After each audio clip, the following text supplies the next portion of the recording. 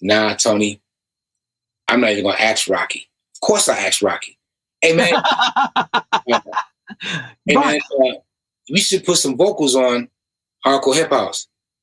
And I quote, what are we gonna do that for? The record's dead. It's already sold. Well, I'm not gonna do that.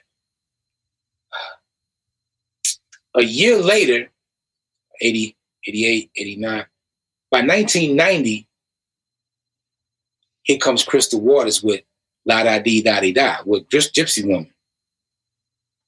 I'm hearing this record going, hold up. That's my record. That's my record. How the fuck? What the fuck? Okay, they changed the chords. They went up as they ascended as opposed to keeping it one level. But the drums on the motherfucker is mine. So you know I felt a certain way just due to the fact that I explained to you earlier. So I'm looking for the Basement Boys. I'm looking for these motherfuckers. Now y'all done stole my shit. Y'all done took money. I'm not already not getting no money. And then y'all gonna further take money from me because talking to Tommy back in the day, Tommy Davis, they were upset that Get the Hoe was ripped off. Oh, my big sister, Kim Mazel, peace, Queen. Kim Mazel sending us some Queen love. Yes. So Tommy Davis said the fact that somebody stole Get the Hoe was the reason why they did that back and forth. But I had nothing to do with it. But I didn't give a fuck. I'm looking for anybody and everybody. So by the time me catching up with the Basement Boys in New York at the New Music Seminar back in 1990, the biggest fight that still resonates to this day happened. And I'm in the room when this shit gets kicked off because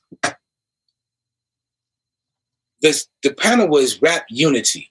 And Ed Lover and Dr. Dre was that Yo MTV Raps was brand new at this time. And they wasn't playing on Hip House, and Hip House was like the biggest thing going, right? And they was fronting on it. So I'm talking to them in the panel, and Ice-T, being the big homie that he is, he was like, "Yo, man, we gotta squash it. That's the problem. No beat, there's no unity in this shit." Right. So what happened after that? They had that big ass East Coast West Coast fight with Ice Cube's posse. He's right with the Lynch Mob and Above the Law with I don't know if y'all from New York or not. If you've ever met King Son is no little dude. He's 6'6" and was 230 at that time. I didn't know King Son. King Son on the club tip, he made a hit. Hip House was so big, Mr. C asked Kane to put a Hip House record on his album. Big Daddy Kane said no, but Mr. C put the house that C built on his album. That's how big Hip House was. Marley Marl named myself, Heavy D, and Roxanne Shante as his favorite artist in 1989. Hip House. Not just hip hop, Hip House. So we had the argument. The record came out and we were, New York didn't like it. The big fight happened. I didn't get a chance to beat up the Basement Boys. I didn't get a chance to beat up the Basement Boys, so that was thwarted. In the midst of all that, MTV hadn't launched European yet. Because you haven't asked me a question. I feel like I'm doing all the talking, so I'm spilling. No, you know why? Because you don't have to. You just got to stay on your timeline. I love it. There's so much information. It's like ridiculous. You don't ask. You just listen. Okay. So around 1990, when all this was transpiring, MTV had not launched in Europe yet. It was only the feed coming from New York to London, right? They hadn't had an office yet. So around 1990, MTV gets this idea to launch. And they launched it with the artists of that day. It was a bunch of artists. We talking pop artists: Sybil, We Papa Girls, De La Soul. Who else is on that tour? Now this is in New York or Canada? This is in Europe. Oh, Europe. Okay. Canada was a whole nother Munch I Music. remember you did something. I know you did something there too. I did something in Munch Music. So they kicked off in 3 spots, I believe, or 2 spots. No, they went from country to country. And the UK being the last one, Holland being the first one. So we on tour in Holland. It was a Swatch MTV tour, 1990. And like I said, Sybil, De La Soul, I have so many people, Clubland. There's a bunch of us on tour. Okay. And I'm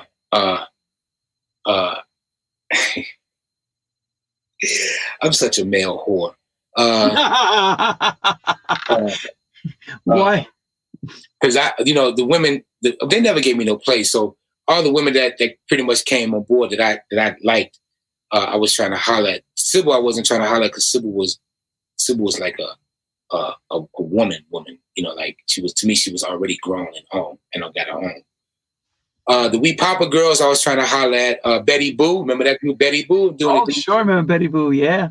I was trying to holler at they had 2 twin dancers. I was trying to holler at both of them. You're trying to poach the nest, right? You're trying to poach it.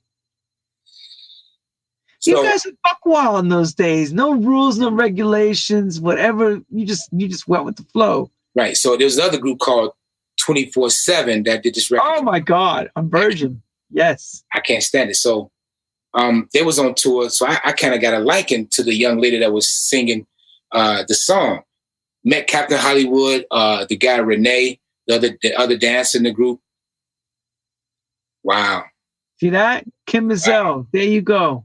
Wow. So I kind of so much history here, brother. So much history. I kind of took a liking to the girl. So me being the player from Chicago that I am, the nice gentleman. Yeah. I said, let's go out. She said, okay. I said, where's the go out in Holland? Oh, the only thing that's open is drag night at the Roxy. I'm like, fuck it. Okay, let's go. Right, because in my mind, I'm like, I'm the Incredible Hulk. Smash, smash, smash. That's the only thing in my head, smash. So whatever she's saying, I'm buying, as long as we get to the end of the night and I'm smashing.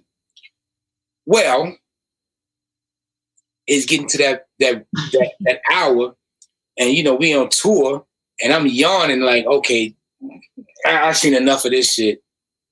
They come in all extravagant with all this feather and all this pomp and circumstance and all the rest of this. So as we leaving, it was like, hey, Prince is coming down. What? Prince who? Prince. That's exactly what I said. Prince who? Prince, he's coming down here? Yes. I'm a lay. I'm a lay. Because, I can get a chance to tell my sister, here's another famous person that I met. Right? So I'm laying. So I'm like, what time is this motherfucker coming? Because it's already. What time of night is this now? Right. Like, because I'm hot and bothered. Because I'm like, I'm putting on my best Max Julian in her ear. I'm not trying to control her body, just trying to control her mind. What are you telling her?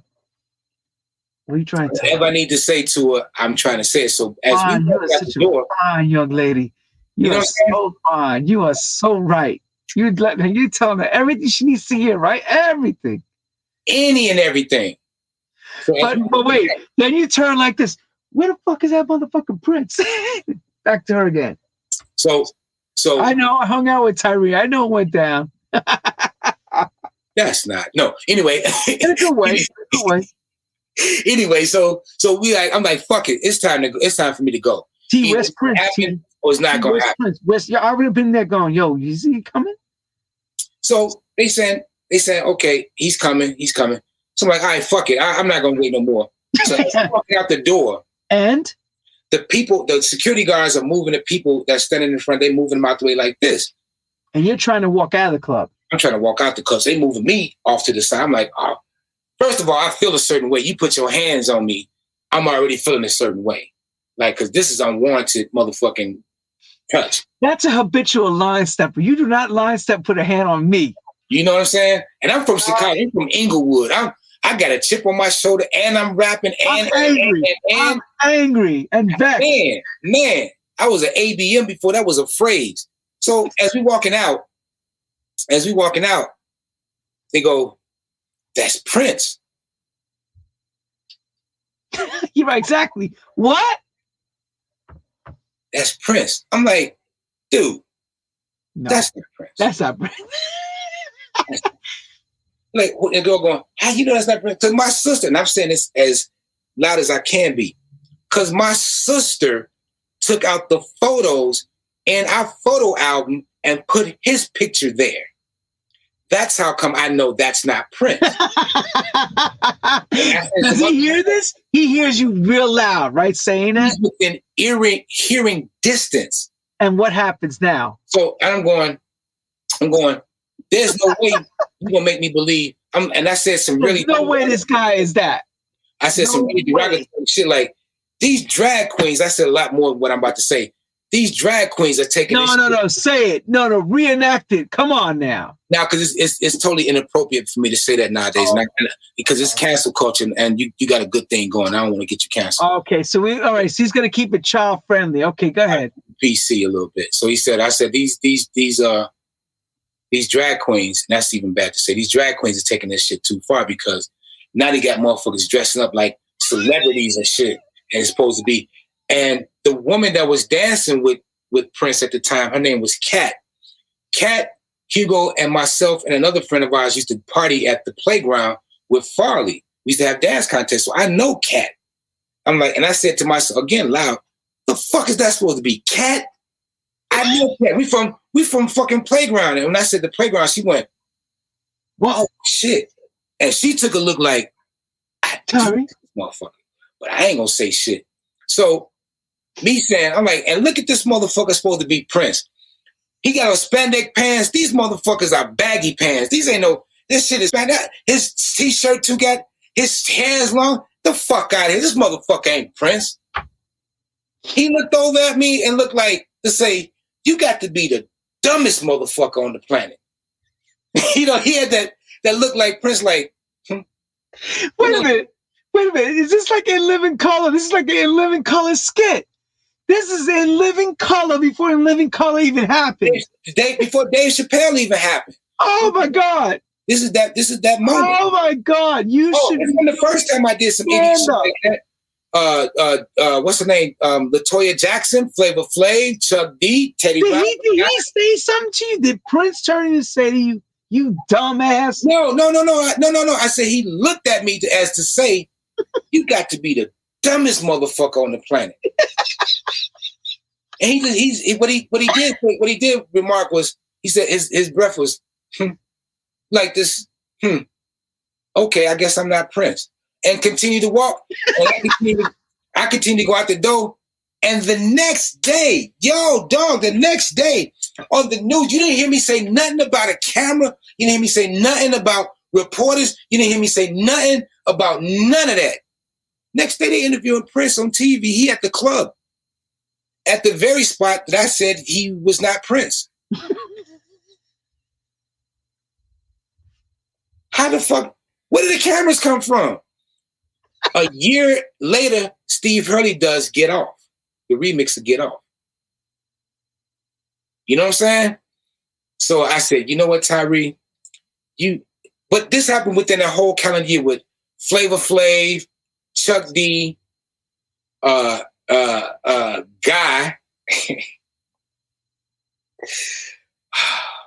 Talk about shooting yourself in the foot, brother. We in the elevator. Me and my friend DJ Jess, shout out to DJ Jess. We're in the elevator, and Jess gave me the elbow like, yo, dog. That's Guy. That's Teddy Riley. And I'm looking around. I'm looking up top, like, because on the album cover, these motherfuckers is tall. And I'm looking around like, where these motherfuckers at? And I look down like, man, get the fuck out of here. These motherfuckers ain't Guy.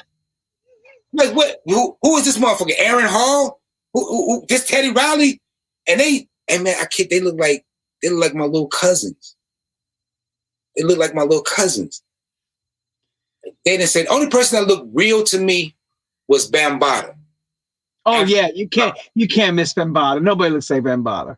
African Islam looked real. No, with the whole gear on, everything. No. Ice-T looked real. Hell, hanging out with Ice-T in California, Everlast looked real because he was a skinny dude that rapped very fast and liked Fast Eddie. Bronx Style Bob, my brother Donald D. Rock the House, y'all, who made that record, right? He looked real. All my Zulu brothers look real. T Islam, all these brothers look real. Red Alert, all these look real. The rest of these motherfuckers, I'm like, man. And I'm walking in the new music seminar up at the Hyatt. I had this, yeah, boy.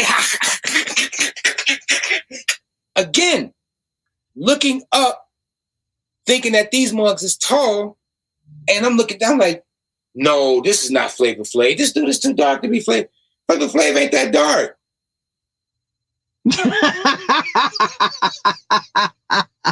I looked up, I'm like, and he opened up his mouth, yeah, G, what up, G? I'm like, oh my God, this is Flavor Flav. So I got a rude awakening on real fast. How TV and video makes you look so much bigger than you are. And I understood, yeah, the bigger your head is, the bigger the star you'll be. So, we're in 1990. Now we're in 1990. And we're in the room where the new music conference, like I said, the rap panel, and I got wrote up in the new music seminar newsletter, and I got wrote up in the New York Times back in the day. Okay. Because in the New York Times, or whoever did the article, the music section in the New York Times, they wrote about the one lone guy from Chicago standing up in the rap panel against all these rappers. Cause I was like, fuck all y'all, because I don't know who said it. But they had a brand Nubian jacket on. Ooh, okay. Don't know who said it. What'd they say? That house music, some old faggot ass shit. Some old faggot shit. I'm like, fuck you, I ain't no motherfucking fag. And I had on a white Jordan flight suit with my gold rope that said Tyree, and that motherfucker is humongous. It's humongous. The Tyree, you cannot miss me. So I'm like, fuck you, fuck that. Woo, woo, woo. And my friend Prime Minister used to be on with the what's his name? Chris Thomas. Chris Thomas was called the mayor. This is the first rap city. Chris Thomas was called the mayor, and Prime Minister, Daryl, his name, Daryl was his homeboy, or the second. So Daryl was a house head. He was a house head. He's like, hey man, don't let the motherfuckers up there tell you, because they don't play none of your videos and this, that, and the third, whatever. So he put the jumper cables on my back. I'm getting charged. I'm getting extra charged. Now I'm from Chicago. I'm in New York. I'm in the city. You know how it is. You from New York. I'm in the city. Only borough I know at this time is the Bronx, like Yonkers, Bronx River. This is the only borough I know. And Brooklyn, of course, I heard of it. Strong Island, things of that nature. Harlem, Queens. But I'm like, fuck that. I don't know where these cats from. So when I said that guy must have said, oh, this motherfucker got some balls from Chicago. He got some balls. So they wrote me up. I got my love. The fight happened. It was over with. Boom. The next year, the 1991, I didn't go to the New Music Seminar, but Hip House was dead. Rocky DJ International was not trying to support it anymore, because now he went from the black station immediately to the white station. Like, he left the brothers alone, and like, fuck that. This is the new, because all the black stations at this time was getting bought up by Clear Channel. So everybody, Clear Channel was. That was the beginning of the monopolization of radio. Exactly. So mom and pops were no longer going to be available for everyone. And on top of that, they changed the name or the category of our genre. It went from house music to dance music. So anything under that title, they could market and distribute as long as it had a danceable beat. It wasn't like it was house, like no offense to Freddie Bestone or anybody like that nature, but most of his records wasn't getting played on our streets. Your Lil Louis Vegas hadn't really happened yet. Tyree was the only one that was pretty much out. Kenny Dope had that jam, was that Jam Mace the Jam or whatever that was. He had that out. But that was pretty much it as far as Tyree was the dude from New York. So right. So by 1991, everything went kind of clubby. You know, it was I want to say after 91, like I performed at the Palladium. Didn't know the relevance of the Palladium either, which is one big ass Riviera, if you ask me.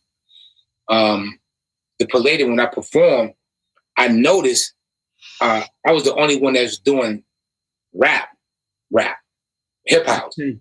My brothers Musto and Bones, Dangerous on the Dance Floor, they had a rap, but it was 8-bar. We was doing 16, so we were traditionally doing hip house.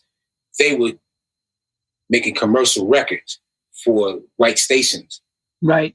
And this was towards the end of that hip house thing, because after I did the Palladium, I got booked to do this relatively brand new TV show. And I say relatively because it used to be called American Bandstand prior to me getting there, but they changed it to Dance Party USA. That's right. Everyone, Dance Party USA. And I was on that show. I know people like that. And the first records, I remember around that time, the reason why I went to that dance category, because the Basic Boys had that gold record with Crystal Waters. And Reminisces would Show Me Love. And those were records that changed all the games. I say hardcore hip house because I fuck with Crystal Waters. That's my sister from another mother. Great lady. She's a great lady.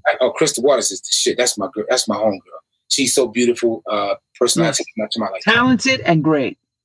And didn't know the lineage that she carried. She gets an extra layer of love from me because her great aunt or grandmother, whoever she is, I believe is a great aunt. Ethel Waters is one of my favorite singers from back in the day. Anyway. That record was mine. And I fuck with Crystal Waters. She said, yeah, Tyree, I know they stole it from you and, you know, things of that nature. But yes, Matthew, I did do Top of the Pops, which is also funny. I met Donna Summers, cursed her out too. But anyway. That ain't no Donna Summer. That ain't no Donna Summer. No, it wasn't that with Donna Summers. Look, real on the sidebar. So Kool Rock and I at Top of the Pops. First of all, if you've ever done Top of the Pops, and your record was during the time period of up until 89, I think it was, 89 or 90. If your record wasn't recorded in the UK, it was a law that your record had to have been recorded in the UK in order for you to qualify to be on Top of the Pops, right? So how'd you get around that? Pete Tong's a bad motherfucker. So we went in the studio with some musicians and re-recorded Turn Up the Bass. I really wish I had that cassette to this day. I lost that cassette. These musicians, drummer and all, guitarists, everything, keyboardists, recreated Turn Up the Bass. So it was recorded. There's a version recorded in the UK. When it came to the TV show, everybody knows the normal. You feel me? So that's how we kind of got around that. But anyway, in the interim of doing that. Did you, on the top, I'm going to ask you a question now, because I did Top of the Pops too with Dwayne and stuff. Did you perform it live on the mic, or did you go off the playback? Playback. Live and playback, because Kool Rock didn't want to do just playback, so half the mic was, to our understanding, was the backing track was cut down, and you could hear more Kool Rock. But Top of the Pops wasn't playing that. They wasn't playing no we gonna give you your way. No, they played full playback because we didn't have a segment where we talked. If you got the whole show, we talked afterwards, but during, there was no conversation on the microphone. Mm-hmm. So once we did that, and they had the like Top of the Pops would do like 2 or 3 weeks in advance for their shows. How they predicted the charts, don't know. So when we did ours, Donna Summers was next week. And I'm going, oh shit, that's Donna Summers. And yes, she's another one. She looked just like she's supposed to look. Tall, beautiful, and it was Donna Summers. But prior to that, let's say a week before I went to Europe, I had just played Spring Affair. I mean, just played it at a party. So I'm like, because that's one of my go-to records. That was one of my go-to records. So when I met her, I was like, Miss Summers, you're one of my favorite artists. I just played your record last week, and she's thinking about the record that she's performing on Top of the Pops. When I said, no, I played Spring Affair because that's what's hot in Chicago. She said, oh, that's that old stuff. I'm like, bitch, that's the shit we was playing. Bitch, you said to her, bitch. So me not lie, rude boy. So me not go nowhere without me lying stop. My bad mouth, man. But you didn't say, you're dude, right, but I was like, bitch. Because she was going on and on about the record. I'm like, and then what did you say? What did she say to you when you said? She said in a professional way, she was like, you should stop playing that old stuff and play some of this new stuff. I said, nobody wants to hear that shit. I can't, T. I can't. I know people going in that's listening to this going, this can't be incredible.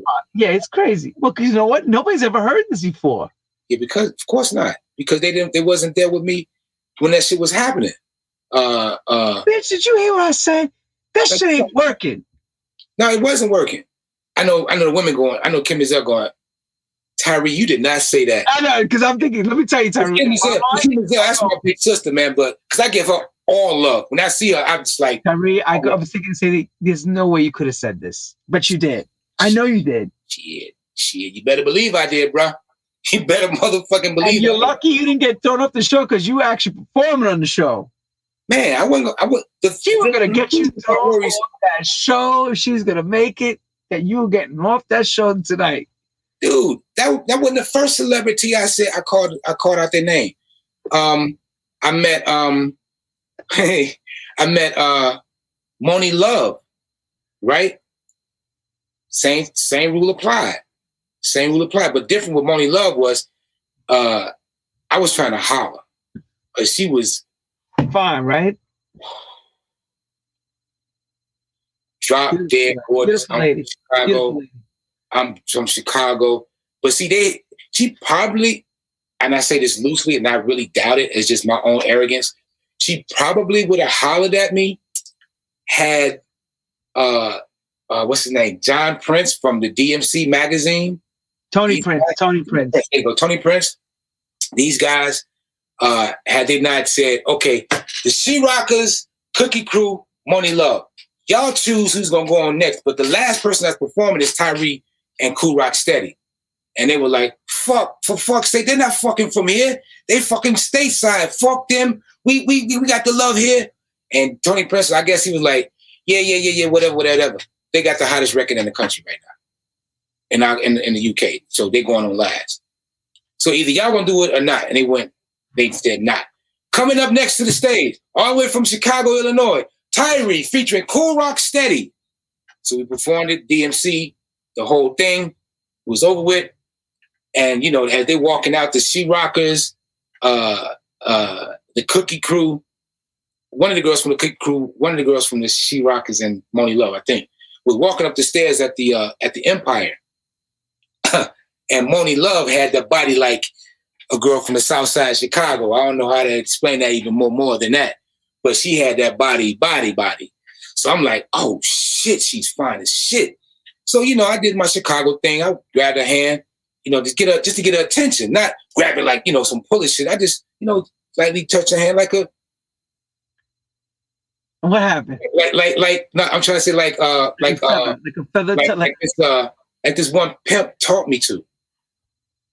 You know, you want to get a lady's attention. You don't grab her whole hand. You just, you know, back in there, you just, you know, touch her and get her attention.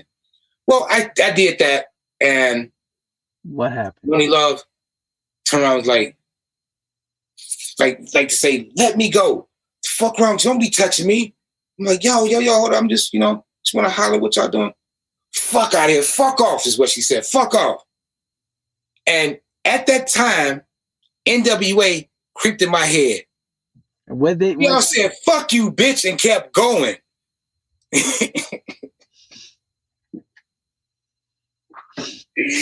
So I said that to Money Love. When I met my brother, Baby Africa from the Jungle Brothers, I asked him if he knew Money Love and whatnot, because you know I wanted to see if she remembered me or not, if he talked to her. Because if somebody said some shit that to me, I'm gonna remember that motherfucker. Like, yeah, you're gonna remember that as clear as day. I'm not gonna never talk to you again. I may say hi, but goddamn it, because if I saw it now, I don't think I was gonna do apologize to it, because that was so wrong, and I was so young-minded at that time. But I was a fresh. Did I not warn everyone that he was buck wild? I was a fresh Zulu brother. I had just got into the Zulu Nation. I've been indoctrinated to the Zulu Nation. Like, yo, I felt it was my duty to act like I was from one of the 5 boroughs in New York. Like I see on TV, you know, the images is a motherfucker. And again, not one of the motherfuckers talk like that. You know what I'm saying? It was just the images I had seen and what I took from it. But you got inducted into the Zulu Nation. What was that entail for you, being part of the Zulu Nation? You had to learn. I'm not gonna go through it right now, but you had to learn the elements of the Zulu Nation. You had to learn the 5 elements of the Zulu Nation. You had to be a upright, pretty much upright citizen. You had to be in tune with your culture. You had to be get no knowledge of self. Yeah. So I was getting an education from Kool Rock, whose cousin is Africa Bambaataa, whose cousin is Africa Islam. You see what I'm saying? So I'm getting the knowledge straight. I'm getting the knowledge at that time 1-to-1. So me being a Zulu was, to me, I made it in the world of hip hop. You could have told me I got my gold album. Right. You're acknowledged for your craft now. You're part of the game. Because there was no other house head that was a Zulu. Zulus are all hip hop and former gang members and shit like that, right? And mostly hip hop artists and former gang members and you know, everyone else that wanted to be a part of it. So me hanging out with BAM and Africa Islam and when I go out to Cali with the big homie, I felt a certain kind of way. Like I felt like I was way more privileged than anybody from Chicago, because now I'm a Zulu, so I carry that shit with me all over Europe and all over the world, right? I'm carrying a certain stigma. Yeah, you got to go to meetings. Yeah, because in November time come, you had to show up in the motherfucking meetings in New York. So I would low key be up in New York and meetings and shit, not saying shit to nobody that's had anything to do with house music, because it wasn't about house music. It was all about being a Zulu and shit. So that was part of my idiot thinking. And being from the South Side of Chicago, certain arrogance. I didn't want nobody to think, because house music had such a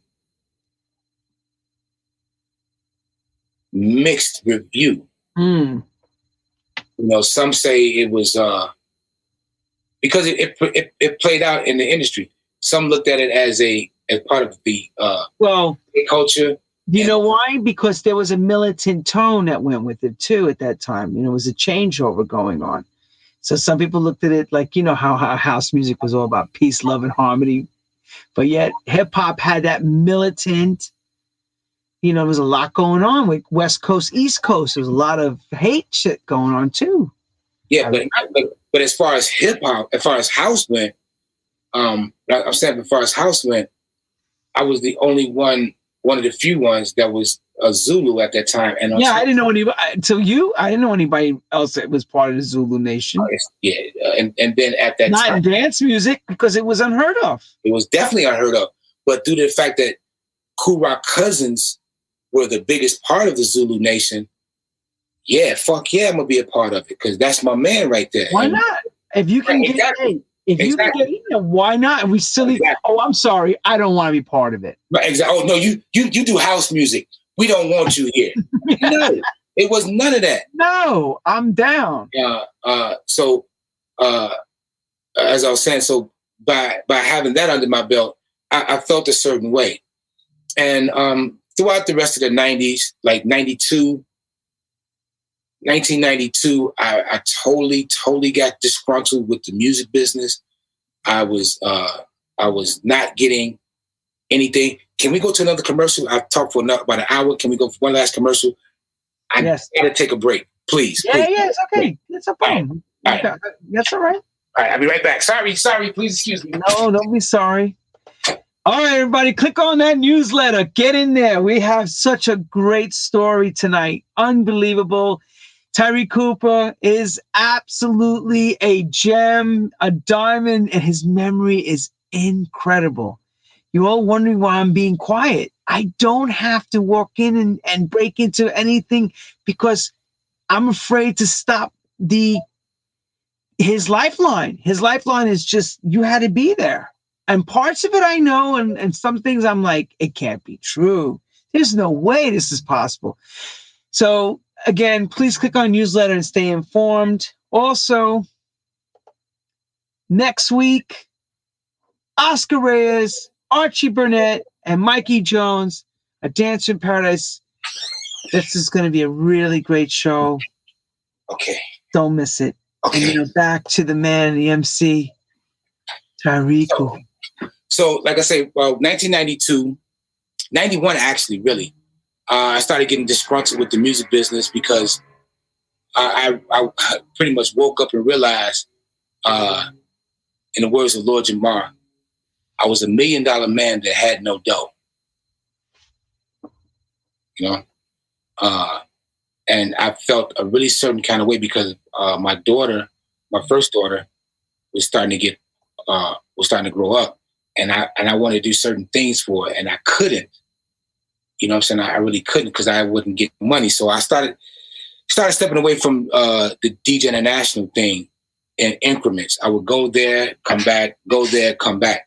So, and one of the times that I went back there, I started a group called the TC Crew. It was just me basically, and then I got one of my friends, DJ Ping, or Steve Toliopoulos, DJ Ping. Good DJ, reminded me of Bad Boy Bill. Great mind, great money maker. I didn't say what we did. Great money maker. So I incorporated. I say, look, we're gonna be the TC Crew. I'm gonna be the rapper. You're gonna be the DJ. But we're gonna produce this shit together. He said, all right, cool, no problem. So I did an album, a TC Crew album called Going All Out. One of the songs that was on that album was called I Can't Do It Alone. One of my other sought out songs, right? I Can't Do It Alone. That record came out in 92. What's the name? Faithless. Rolo, the producer from Faithless, ripped it off and gave it to Christine W. Right. Christine W's first big record was based off my record. Do what you want. Doom. Yeah, that's mine. It was based off that. Years later, I tried to run across him. He didn't want to have no business with me.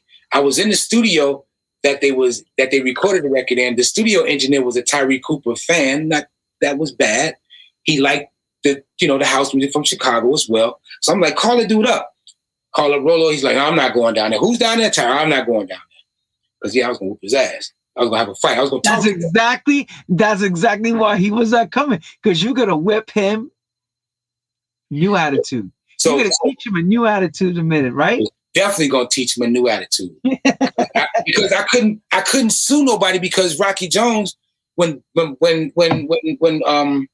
Basement Boys did that to me, what's his name? Bruce Carbone was the A&R at Mercury. Yep, Mercury Records. They knew they ripped me off, but Rocky was like, well, these guys. So I knew he would rip me off too. So I was like, you know what? You're right. How's he gonna fight for you when he's already ripped you off? So I said, I told Vince Lawrence the day I signed it. Vince Lawrence told me something the day I signed a contract with Rocky Jones. He said, Tyree, this is a contract. There are words on it.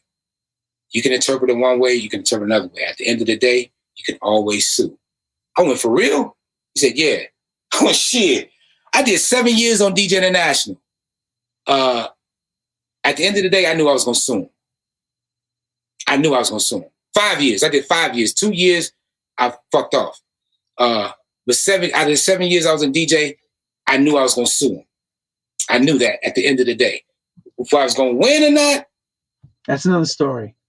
So I'm like, damn. So we did the album, and again, here's Rocky with this song isn't selling. Now we had 2 songs on the album. One was being played in Chicago. It was called what's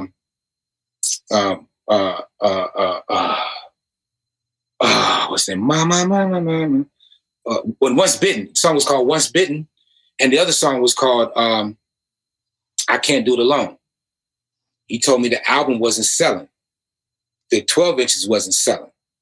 None of that shit was selling. I'm going, oh, okay, I find it. I'm done with the music industry. So what are you gonna do?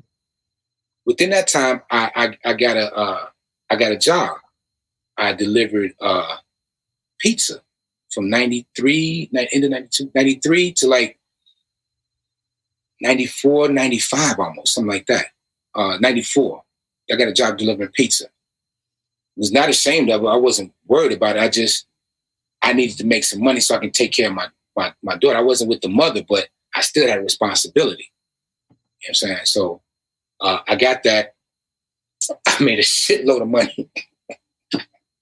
I made a shitload of money. So when I get around my friends, they go, hey, man, I heard you delivering pizza. Are you ridiculing me? Is that what's going on? Are you ridiculing me? No, I'm just saying, that's funny, man. Hold up. Wow, hold up. Wow, hold up. Wow, hold up. I'm putting out money everywhere. Damn, motherfucker, how much? I was like, this is what I'm taking to the bank this week to put it in my bank account. This is the money. This is mine. This is not the pizza franchise money. This is my money. You making that kind of money? I'm like, yeah. So right. As they want to know. Now they want to know how you making that kind of money. So don't talk to me about what am I doing. Don't let this man tell you what you are and are not. Don't do that. Don't let that man dictate to you, tell you this is what you got to do in order to get this money. Nah. So said that. With that said, I delivered pizza, and then another friend of mine, shout out to Harry the Blade B, he said, hey man, you ought to do some records for Ray Barney. Ray Barney. Oh, Ray Barney is my man. I did a remix for Victor Romeo back in the day called Acid Rain. Yeah, I didn't really do it. I was just in the room when he mixed it, and because he was asking me, what should go first? What should go second? Okay, Tyree, where we at? What am I doing? What am I doing? So I kind of, whatever. So he put my name on it. So I said, all right, Ray. I said, all right, Harry, I'll talk to Ray. And Ray said, and I love this brother to this day. Ray said, yeah, man, here's some records. He started giving me the records he was putting out. I'm going, fuck. This shit is fast as fuck, first of all. Secondly, it reminds me of the shit that we did back in the day, but just faster and raw. And way more raunchy lyrics. Way more raunchy lyrics. So I said, yeah, I'll give it a try, Ray. So my first EP was The Soul Revival. And I did a I sampled Acid Crash, right? My own record, Acid Crash. And I called it the Acid Crash Remix. Excuse me. It did pretty nice. I didn't think it was going to sell. It did relatively nice. And I hadn't made a record from that point in 2 years. So I said, okay. So Ray said, hey, man, if you got some more stuff, basically bring it on. Mm-hmm. I'm like, shit, I ain't got no... and again, I never made enough money to buy equipment because I kept getting fucked out my dosh from DJ International. I didn't never have enough money to make records. I didn't ever have enough money to even pay my rent the majority of the time, right? I was only... I had to ask for my money, but wait for it for 3 days because they was doing other things with other people's money as well. And when I got the check, I could shoot hoops with the check because that motherfucker bounced everywhere. Oh, shit. I was going to ask if it bounced. Boy, like a rubber ball in a solid room. Anyway, man.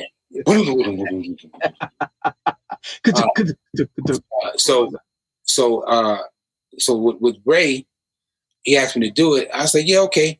And then I came up with this in the interim of that, like the next year, like 94, like 93, 94, I did another EP.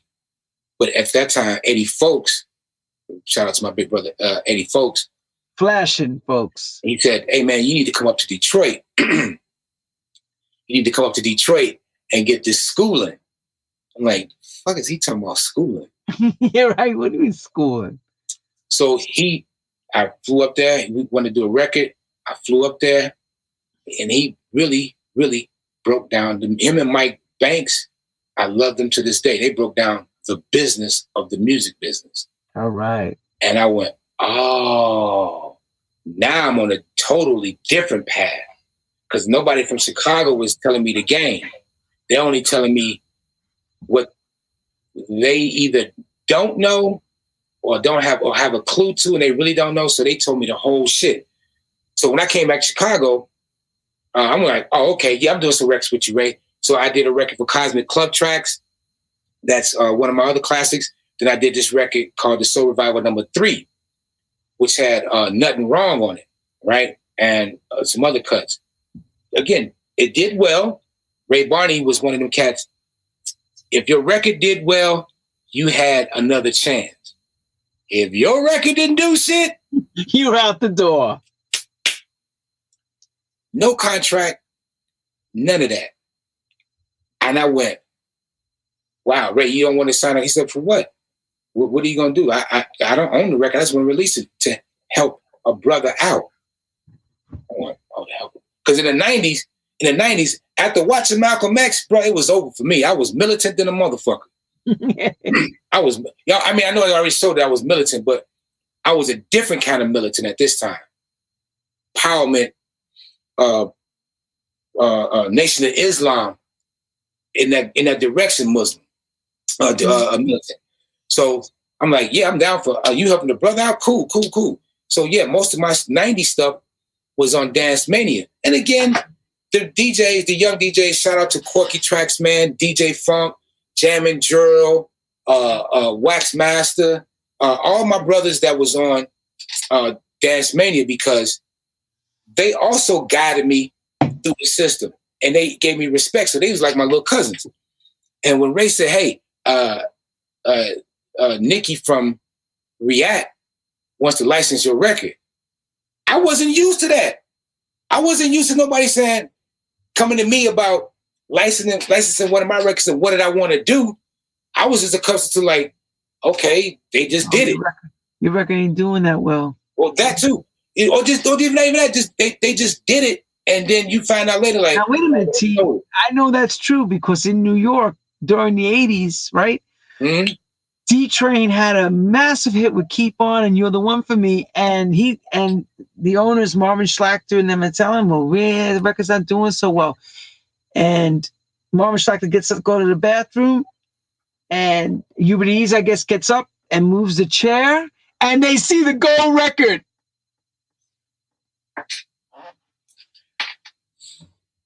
So hardcore hip hop went platinum. How about that? All right, that's what I'm saying. They saw. How about that? I never seen the plaque. I only know about it from Joe Smooth telling me years after the fact to go get your platinum plaque, and I couldn't get it after he told me because the company was defunct and they wasn't giving out anymore, so forth and so on. I was like, oh wow. Turn Up the Bass probably went gold, never saw it. So yeah, so I wasn't used to my stuff existed, brother. It existed. You guys are making, yo man, you see Rocky's rolls? Rolls, you mean his was it F40? Yeah, F40, whatever the hell he had. I was like, yeah, and trying to get me on the other side. Man, we have no money. On the sidebar, he's like, hey, we have no money. Even with that, he said, hey, Tyree, you want this F40 showing this picture? I'm like, yeah, but what? I'd rather have a house than a car, a Ferrari Testarossa. What the fuck am I gonna do with a Ferrari Testarossa? Going to visit my mom and my brother and them in the hood, my sister and them in the hood. Do me a favor, sign me the pink slip right now. You should have taken the pink slip and sell the car. It's more to that. So so I'm like, fuck, I'm gonna do the Ferrari Testarossa. He said, nah, it's not real. Are you telling me it's a Fiero? Don't you dare tell me it's a Fiero. Yo, he had a kit car? Yo, breaking story. Ready, everybody? So I thought all these years he had a real... That shit was a kit because... Yeah, John, thank you. My dinner is ready. Yes, everybody's asking me. He told me it cost $25,000 to get this car. And a Ferrari Testarossa back in the 80s is way more than $25,000. Yo, man, he had a Fiero? He wanted me... Wait, this is how he was trying to get me. He said, "You want a car like this?" I said, "No." You trying to get me killed? I said, and I asked him, he said, "No, it's a Fiero when they stretched out the body." Yeah, it's you bought a kit. I remember this. A kit costed $60,000, and you could take a Pontiac Fiero, and turn it into a wannabe Lamborghini. But the internal part was a Fiero. All day long. When he told me that, I was like, "No, I'd rather have a house." I can't. I said, "What is it? What I have to do?" He said, "Well, you gotta give me another record like Turn Up the Bass." The lights went on. For the Fiero or for the kit car? For the everybody, do me a favor. It's one and the same. Do me a favor. The people in Europe have no idea. Do me a favor. Google Pontiac Fiero, please. You need this car, and then put in Pontiac Fiero with kit, Lamborghini kit. It looks legit. No, it looked toy. Look, it's a square front. I remember it. Man. So I'll tell you how I remember it. Who remembers John Gotti? Come on now. Okay, right across the street from his house, this guy had a yellow one. I'll never forget. A yellow one to drive when I went, yo, that's a Lamborghini? They said, no, that's the kit car. I said, what do you mean the kit car? It's a Pontiac Fiero. I'll leave that right there for everybody. Everybody's Googling that right now. They're like. Because after he said that, when he said, if you give me another Turn Up the Bass, I went, And what do you get for that? That's the car I would get. I went, Which one, the Fiero or the kit car? It's one of the same. The fucking Fiero is the kit car because you wasn't. No, because no. He would have got away with murder giving you the Fiero for $12,000. 25. Whatever it was, the Fiero. The Fiero's one. But still, it wasn't the Fiero. He was trying to give me the kit, but the kit was a Fiero. It wasn't like it was one or the other. The kit was so when he said that, remember this record, hip hop has been very, very beautiful to me. And I anyone that, if you're a true hip hop lover, you should really pay attention to some of the lyrics that they was talking about back in the day, because the gas face from fucking Third Base, yeah, they gave you Puma sweats and a pack of Newports, or however the That's right. Newport the green box. And they gave, this was the record that they were saying they giving rap artists, but they couldn't have been talking about just rap artists because we were going through the same thing. So when he said that shit, that line, and yo, it's sound right here. get him his Puma tracksuit and a carton of Newport. Exactly. Welcome to the family, brother. That's exactly what Rocky was trying to do to me. And I went, no, Yo, no. Bring him the Fiero in. Sign right here. Welcome to DJ International, brother. And I went, no, no, no. No here, no here. Like no here? What do you mean no here? Like in what's that, Family Guy? When Consuelo answered the door. No Quagmire here. No Quagmire here. No Quagmire. So it was the same thing for me. I was like, no. Where's, and right immediately after that, I was like, where's the rest of my money for Turn Up the Bass? What money? He's like, oh, we gave that to you already. What money? And the light bulb went off. Ding, ding, ding, ding, ding. Okay. It's getting down to that time where you're going to have to, so I let a few years go by because he kept easing me. He kept trying to poke at me to do these kind of things, right? So I saw this movie called The 5 Heartbeats. I don't know if anyone has ever seen it. I remember that movie clear. That was the movie that inspired me to sue DJ International. Because when they hung my man, when they hung Bird and the Midnight Falcons with Bird, and he went red, what about my publishing? He said, my office hours are from 9 to 5. He went, that's right. Fuck your office hours. He went, oh, okay. And they punched him and hit him and hung him upside down on the balcony. And if you do your research, these stories are true. They're real. That's a real story. That's a real story. That's why I said your Cadillac's waiting outside. But in your case, your Pontiac Fiero. So I was like, this motherfucker's not finna hang me up upside down outside of what my publishing. So I'm like, nah, I'm gonna sue his ass. So at the same time, I got I'm getting the education from Detroit. I'm putting out records with Dance Mania, and simultaneously about to get rid of this contract with DJ International and working as a pizza delivery guy because I'm about to quit that job in a minute because music is kicking back in.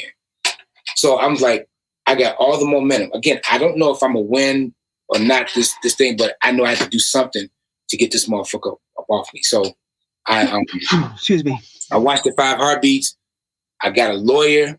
I let him out there. They'll say JB Ross, who was the original lawyer that he used in the early days of DJ International. That was Rocky's lawyer. So he got rid of JB Ross. Didn't want to have anything to do with him. So I got JB Ross to draw me up. Excuse me. I got JB Ross to draw me up a what is it called? A summary of something that he needs to like a letter saying, right, okay, Rocky, if you don't get his brother a statement within such and such a time period, all things are off. He's done with the company, so forth and so on. So Lauren gives me a summary, not a statement, a summary. And the summary said, drum roll. I Tyree Cooper, owe them $89,000. Or somewhere around $89,000 to $90,000. I went. Now I'm not the greatest mathematician in the world, but if I owe this company $89,000, that means I would have had to make at least $250,000, $300,000, $400,000 in order so they can compensate where that money went. If all that I've gotten from them was $33,000 via a W-2. I can't believe this. So I said, you know what, Tyree, it's time to sue this motherfucker. You've gone far enough. So in the process of suing him, I had different friends that was going down to DJ International that was going to record. And I always say, this is the house that I helped build, the studio, right? The whole constructed studio. This motherfucker kicked me out the studio and told this artist that I was a bad influence. Kicked me out the building and said I was a bad influence. You know, everybody kicking him out because he wants what is rightfully his. So I said, okay, I'm going to sue him. So within that time, I was going back and forth to Europe. As I say, dealing with Dance Mania, doing Dance Mania stuff. And the new millennium was approaching. And so right before the new millennium. No, right after the new millennium had came upon us. I won my court case. I want to ask you this question: what did it cost you to take him to court? What kind of court fees were you dealing with? The kind of money you had to put up? Because that's where it gets funky. I know that because I've took labels to court. It's expensive. Yeah, it can be, but if you make a deal, and I don't mean like that kind of deal, where look, anything that you collect is yours up until the fee. You don't get no ownership of the property. But if there's money that was percentage of the win, basically, percentage of what was there, you get. So yeah, it cost me over $25,000. I was going to say minimum 50. I'm thinking minimum 15,000. Somewhat. But he did it on the words called contingency. So yeah. He takes it. He's doing it on the contingency. Everybody exactly with the hopes that he can get paid on the back end. Exactly, and he got paid like a motherfucker. Because first they got to cut the lawyers to the check to the lawyer, then he gives you the difference. Okay, the difference. All right. So for you to take that on, at least you were blessed to have a lawyer, because nowadays lawyers don't want to do that anymore. They're not doing that. And Rocky was still stealing from me because he would send out his catalog to different companies for a sub-publishing deal and it had my stuff in it. So it would block me from getting other publishing deals that I wasn't even aware that was happening. I kept saying, like, why am I missing money here when I should be getting money? Anyway, but I won that case. All right. It's a happy ending at least. Yeah, because 100, let me repeat that. 100% of my masters are mine. 100% of my masters. You just gave us the rainbow's ending. That's the Hollywood ending, not the Russian ending. The Russian ending, you get shot and killed and put in the ground. This is the Hollywood ending, the ending of I won and beat the system and got what's mine back. I was trying to do my publishing, but my lawyer and their lawyer, whatever, he only gets 7.5 cents. I was trying to make this motherfucker get nothing. You know what I'm saying? I mean, 7.5 cents, so that's 15% on both sides. That's nothing compared to when he was getting 75% of my shit. On that note, we got to leave that there, T. I just got to ask you this question. Yeah, go ahead. Pizza and all. You left the business for a quick minute, came back and won. Where are you at now with everything? Okay, in your life. I'm not saying where you're in the world. Not next month. Where you are. I was leading up to that because this is all 2000. There's only 20 years more left. We only got like 15 more minutes. I stopped Louis at 2002 because I wanted to do part twos to some of these. Because within all that, Dance Mania really rejuvenated my career because the people had started growing up. Those people were older, and there's a new generation coming up that was into Dance Mania, techno, and everything else after that. So 2002, I'm gonna go real fast. 2002, I did a compilation for Hustler magazine.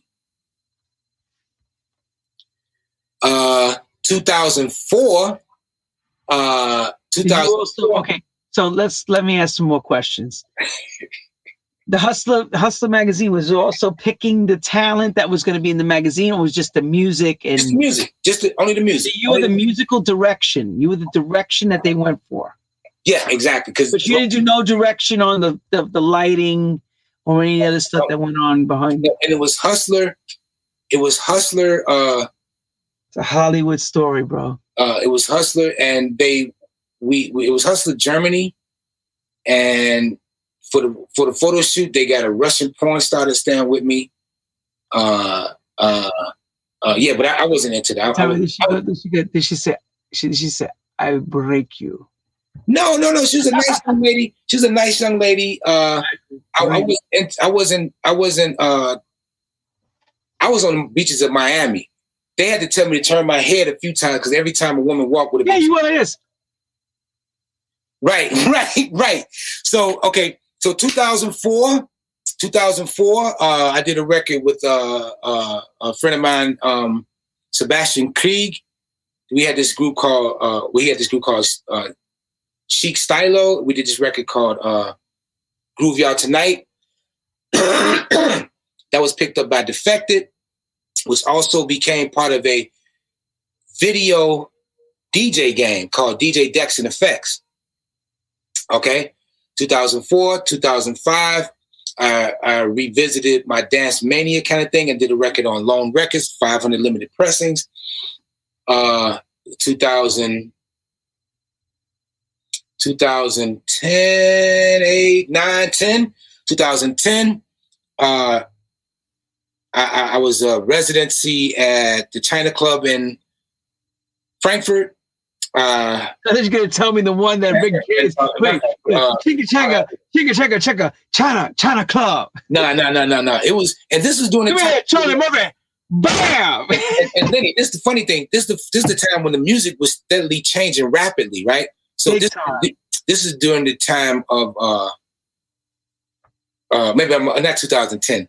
This is during the time 2003, 4. EDM's beginning of that, but it was called electro. Electro, yes. Oh God. And so me playing house music, I had a night in this club in Hamburg called the China Club. The name of my night was called The Power Plant Revisited. Right. So I'm giving back to my roots. So fast forward that didn't last that long, but it was nice. 2000, by 2011, 2010, I did a tour for Axe deodorant, Axe body spray for France, in the south of France, in Nice. Nice. Yeah, because Danny Minogue was our, she had just had that pop record that Flow Rider I did previously, Dead or Alive, what was that shit? Spin Me Round and Round or whatever. She was the guest. 2014, 2012, 13, I became the residency at Trésor. Yes, I remember that because I went to see you there. Right. So all this time, and within that, I was a residency at Kataholsik, and I was a residency at Kleiner Reise, which is a smaller club. Now, when I say residency, I wasn't by myself. My partner, who we started this group called Jack the Box. Robert Stanley. Shout out to my brother Robert Stanley, or Bobby Starr, as he called. Bobby Starr, yes. Bobby, wherever you are, what up? Right. We started Jack the Box in solidarity with the Chicago house scene. It's like Jack the Box means you're gonna play your music. So we started Jack the Box, and from that we started doing residencies. So with that said, fast forward, I was never too much of a yes man to do anything for everything just because, like, record labels would like you to sign their contracts, and the contracts are getting way more tricky because they were trying to take half your publishing, low key try to take half your publishing. And dealing with DJ International, I was well aware of that shit. And I had a sub-publisher at that time, who was teaching me a lot at the time. He was teaching me a lot. So when I get the contract, I say no to whatever they was offering. And a lot of times these companies wouldn't deal with me. So a lot of times I would put out records with companies that were sympathetic to what I wanted in the contract. So they did it for the straight love. So with that said, I didn't put out a lot of music in the 2000s like I did prior to that decade because the contracts was getting slicker. I almost did a record with Defected.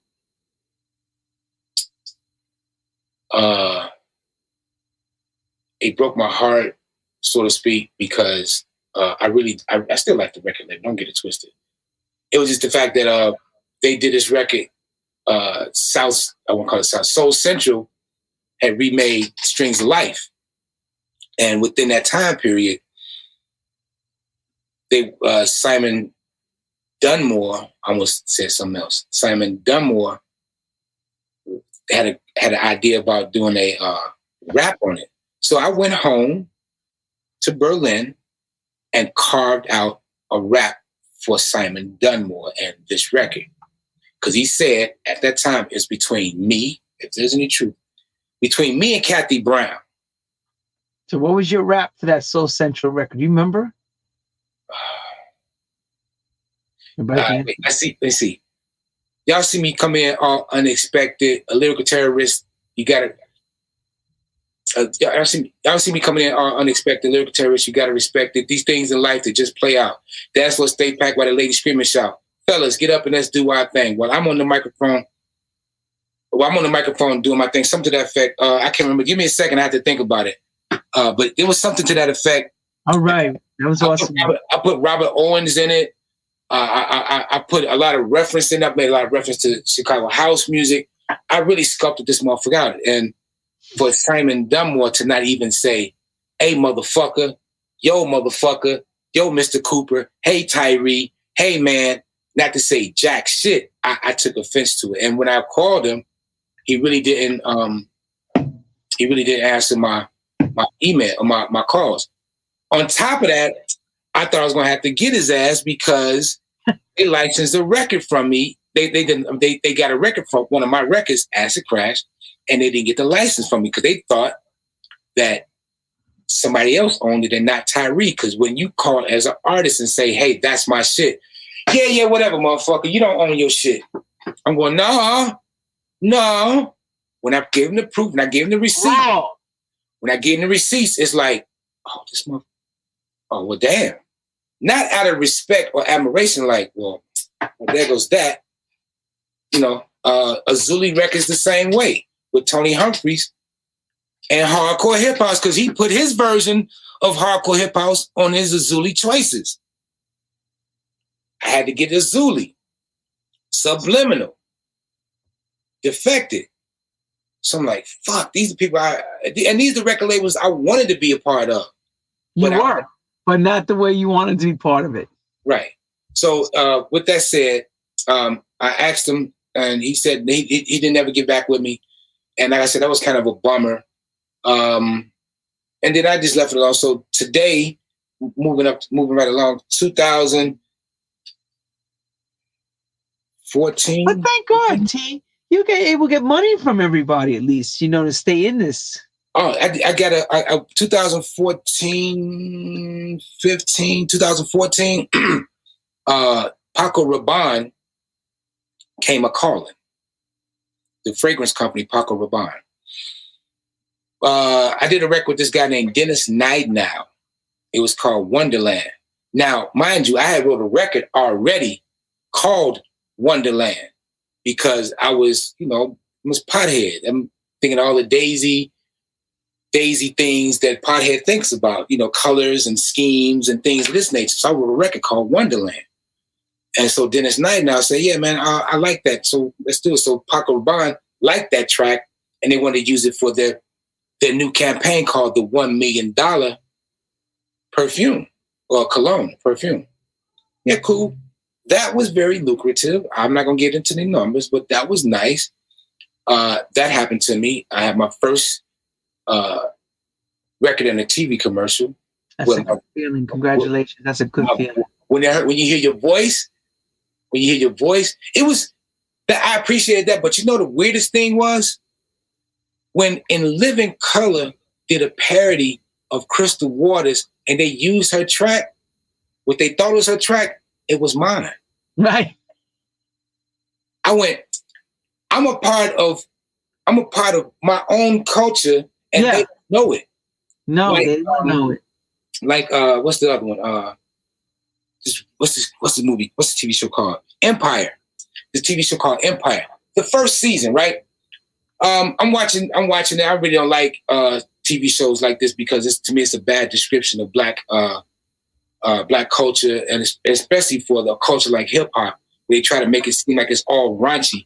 And you from New York, man. Which borough did you grow up in? Brooklyn or Harlem? Which borough did you grow up in? Queens. Even better. Growing up in Queens, that, yeah, there were bad elements that went with hip hop, but hip hop as a genre, as a culture, was not bad. No, it was great. It was, thank you. Look, Hollis, Run DMC comes from Hollis, Queens. Come on, man. Come on, man. That. Come on, man. So when I see these images of Empire, I'm like, I give the brother a chance and, support. No. But I'm pretty much done after the first season. So I'm watching it. And in the middle, Taraji P. Henson said, they're in the studio, just like the one you went. They're in the studio. And this guy's eating a bowl of cereal. She said, hey, you the producer. Hey, Tyree, are you going to make these beats? I went, because I'm watching on bootleg. So I rewound it. Again, to make sure we want to hear what she said, right? I wanted to make sure. I'm saying, no way. That's too close for comfort. Yeah, I'm not the only person with the name Tyree, without a doubt. But we talking about in the context of music in the studio, and the producer name is Tyree, and Lee Daniels is roughly my age. And I'm sure I can't stake your life on it, right? Can't stake your life on it. But he had to be in the clubs at the Paradise Garage, at the Sound Factory, at any one of those places where they played this music. And the phrase everyone knows, if you don't know nothing else about Tyree, you know, and that's Tyree Cooper. Oh, the producer, oh, awesome, super duper trooper. Then they tell a story about how that record affected their life. So I'm looking at this video, I'm looking at this thing. I called my oldest daughter, I said, watch Empire, look at this episode, blah, blah, blah. And she went, Daddy, nah, Daddy, that's too close for comfort. Do you think they was talking about you? I'm like, no, if I ask him, he'll probably say no. But I'm going to let it go and say, yeah, he's talking about Tyree. Because then I said, I've become part of pop culture. You are part of pop culture. Because no, hold up. It gets better. These records go on. So 2015, my favorite female rap, my favorite MCs, rappers. I got Queen Latifah, I got MC Lyte, and I got Rod Digger.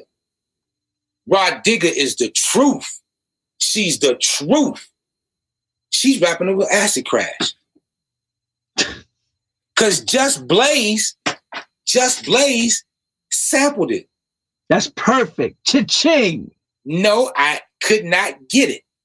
I had no lawyer to go after it. I could not get it. What? It gets better. So I'm in Chicago, 2015. I'm in Chicago. I ran across this guy named Stephen Hobbs. And we were talking. He said, yeah, I managed Rod Digger.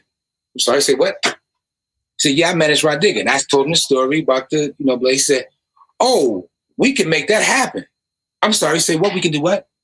Oh, we can make that happen. We can make that happen. Me, Rod Digger on the track together. Yeah, I'm a manager. Oh, okay.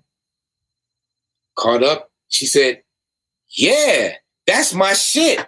Acid Crash my shit. I'm like, hold up. 20-second timeout, ref.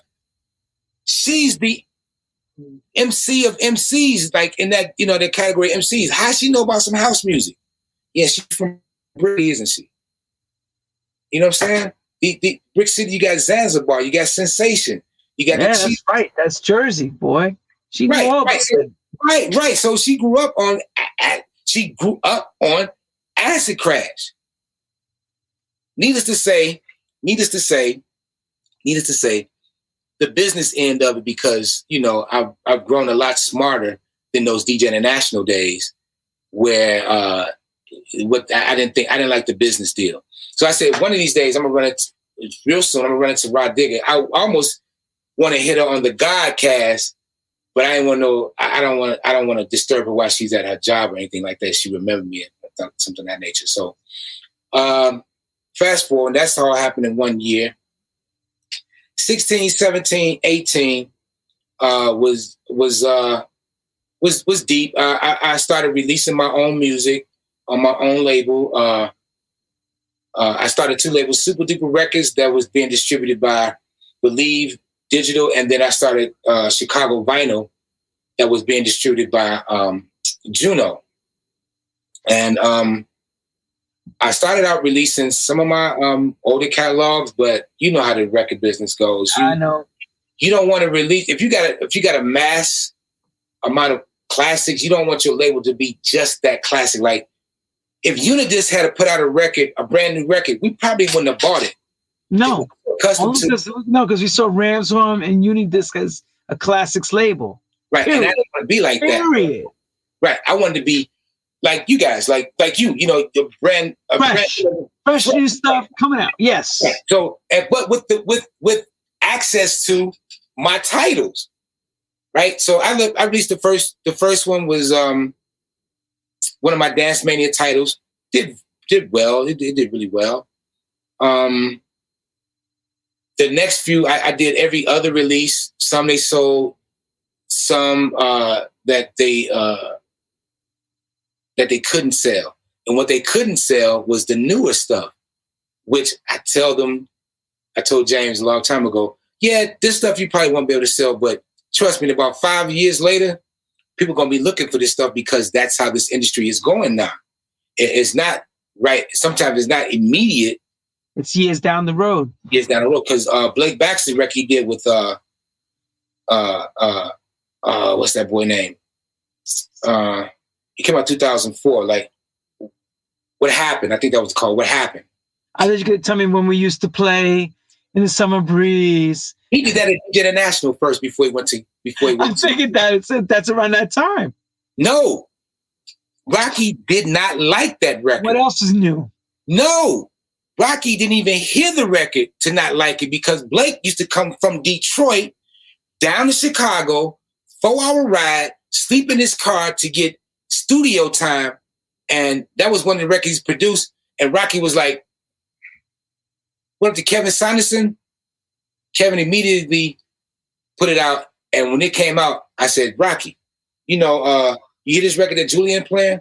Like, yeah. I said, that's on one of your tapes. Yeah. He's like, what? You serious? I'm like, yeah. That's Blake Baxter. He did that.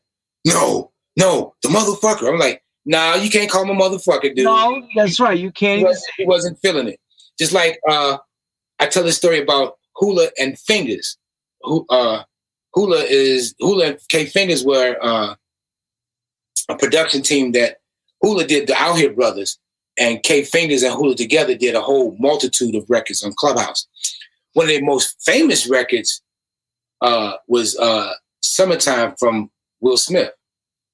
They produced that record, right? For Will Smith, Summertime. So Rocky was trying to clown one day, just on the real sidebar. Rocky was trying to clown one day, like, that these guys would never be shit and this, that, and the third. So when this record came out, I said, Rocky, and this is me getting back at Rocky for fucking me over to like poke him. I wouldn't, if I could punch him in the face, I probably would have, but it wouldn't have meant nothing. So this is my way of putting it in his face. Remember those guys you called Night Star? He's like, yeah. You said you couldn't sell any of their records? He's like, yeah. I said, they just went platinum, right? Yeah. I said, what? I was like, yeah, that record Summertime that everyone's playing that ride down the street, they produced that. Are you, wait, what, really? I'm like, yeah. It says Hula, produced by Hula, K Fingers, Will Smith, but it's Hula and Fingers. No, I'm like, yeah. Because I remember you said they wasn't going to be shit, right? And yeah, and they got a Grammy, right? Yeah, right. Got a Grammy. I remember that. He's like, yeah, I don't remember saying that. Now I'm within arm length of him talking on the telephone, telling them that they wasn't gonna be shit. I'm sitting right there, like, oh, okay. So this be my ways of telling Rocky, okay, you had your fun, but I'm gonna have fun at your expense. That's right. Now you're gonna hear the truth. Now, what's going on around you? Throughout my career, even today, throughout my That's career. Hula Mahone, right? Hula Mahone, right? Hula Mahone, that's right. Yep, the brothers. And today, I know Maurice goes out with them and does up until pandemic, he was doing the shows with them, right? Maurice. Yeah. Yeah, and that's another funny thing, another sidebar. Hula tried to hook me up with their booking agent that was doing that. And I called the young man. He said he had never heard of Tyree Cooper. No problem. I said, did you ever hear? He's from Holland. I said, you ever hear these compilations called Turn Up the Bass? There was 23 volumes of them. He said, oh, yeah, for sure. I said, do you know where they got that name from? No, he said. I said, no. I said, that's from my record. I said, you heard Clubhouse? What's the name of that group? No Limit. What's the Limit? Too Unlimited?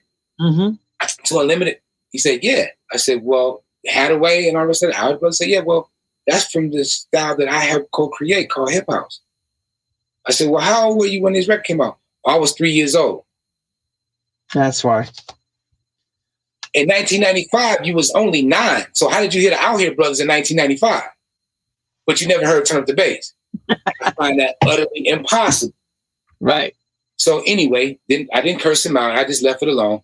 So like I said, going back to what happened in 2000, releasing my records, Juno said they couldn't sell my music.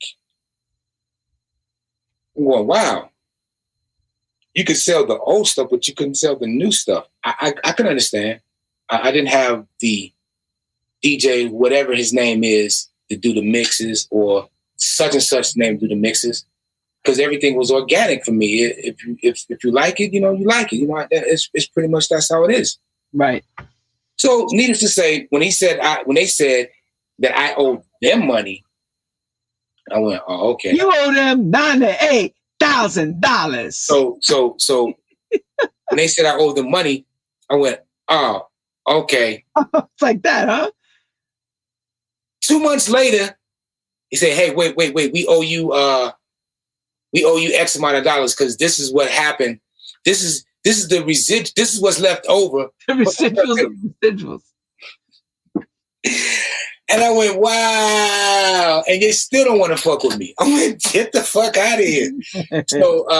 So now, as of now, I my music is coming out through DistroKid. DistroKid is a platform like CD Baby, like TuneCore, things of this nature. I'm still with Believe Music out of France and the UK now, not so much Germany. I'm still with them releasing, but that's just my old mixtape that still has most of my classics on it. As of now, I have a new record coming out on Norm Talley's compilation album. I forget the name of it. It's vinyl.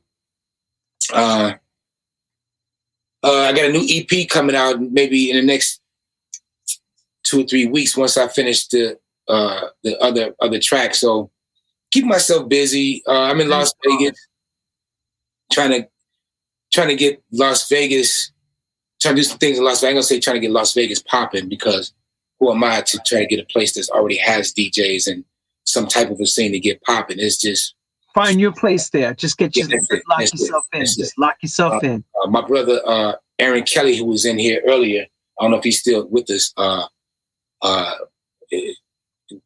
We're gonna do some things in this year, I believe. All right. So that's pretty much where I'm at right now. And you safe and sound? You okay? I'm safe and sound. Everything is good. Family's well. Thank God. Yeah. I stay in my little room. Just so you know, Tyree last week graced us on Clubhouse. Remember to get your Clubhouse app. He was up in there telling us stories. He said, stories. Get that Clubhouse app. Then you can ask your questions, like some of the questions we may have missed in this interview. Broadcast. We had 3 hours and 10 minutes of excellence. He took 3 bathroom breaks. Right. I am blown out of the water, and I'm done. And Tyree has rocked us to the discotheque. Rock the discotheque. Rock a discotheque. That was the first time. That was the first time that I actually asked someone to write a rap for me. Because up until that point, hardcore hip house, the stuff I did prior to that, I hadn't learned how to rap yet. I really hadn't. I was trying. I was dibbing dabbing. Bet a couple of friends that I could come off. I won some money, but it wouldn't call it rapping. So I asked a good friend of mine. His name was The Villain. I said, could you write this rap for me for this song? He liked the song. He said, who you like? And I'm like, shit, Big Daddy Kane is the motherfucker that made me want to rap, period. Look at them asking you, Tyree. Close the show with a freestyle good night. And I was trying to think of one. I'm trying to think of one now because it's so much in my head. So anyway, so I asked Villain to write a rap for me. So he said, yeah, but he had other plans for me. He said, yeah, I'm gonna write it. So he wrote it, and then he said, but I'm not rapping it. I'm like, hold up. Wow, whoa. Why aren't you gonna rap it? He said, because at the end of the day, Tyree, you got to learn how to do this. I'm like, what? So hell no. So I said, all right, fuck it. You have to have the skills to come off rounds of time quickly, lock and attack the mic, and suddenly, once I get the opportunity, I swing with the melody. I said, once I give the opportunity, I swing. You can't even move with the melody. Pressure gets airtight or I knock the party. Sucks can barely catch the flight. They take the route, they try to play me out. Something Tyree is all about. Hosting MCs, that's boasting. While you stop and catch your breath, I'm still coasting on and on while the beat is going.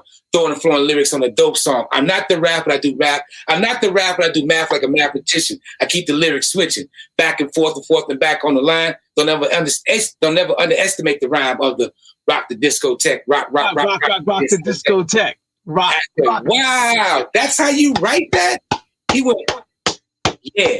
And from that moment on, like I said at the after party the other day, KRS-One was my teacher. He just didn't know it. Big Daddy Kane was my professor. He just didn't know it. Rakim was my undergraduate professor. They just didn't know it. Nas was a professor. Anybody that was listening, Mobb Deep, Ice Cube, you know what I'm saying? Anybody, all these people were my professors.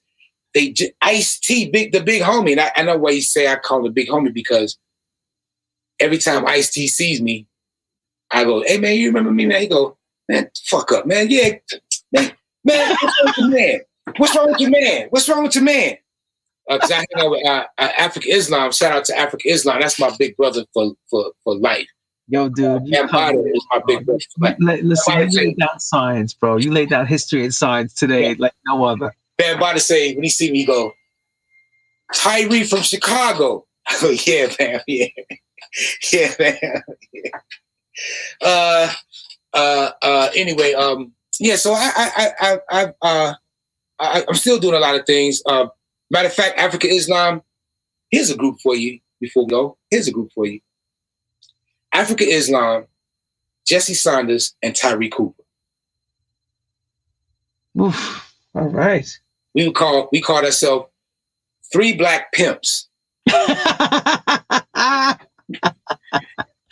that note, Three Black Pimps. Abbreviation in pimps meaning people interested in making profits. All right.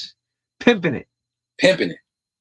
Right? Las Vegas style. You have Jesse out there. I know that Jesse's in Vegas too. He's in the West Coast. He's not in Vegas anymore, but he's on the West Coast. I talk to my big brother from time to time. He don't do shit for me, but I talk to him from time to time. I love my big brother. Don't get it twisted. I know. Because if it wasn't for Jesse, y'all may not have never heard Tyree. That's all right. There's always somebody. You got to look back in time to go forward. Wayne Williams the same way. Man. Wayne Williams and I used to school me on the music. He used to school me on the music on how to select. Maurice Joshua, brother, like I say, taught me. Forget tomorrow, everybody, Clubhouse, because you can hear more. He's going to come on, Tyree. You know, we're going to be on, what time tomorrow? 8:30 UK time, 4:30 New York time, because of the time change. Right. My man will get you on the West Coast. He'll be out there. Right. Tyree, brother,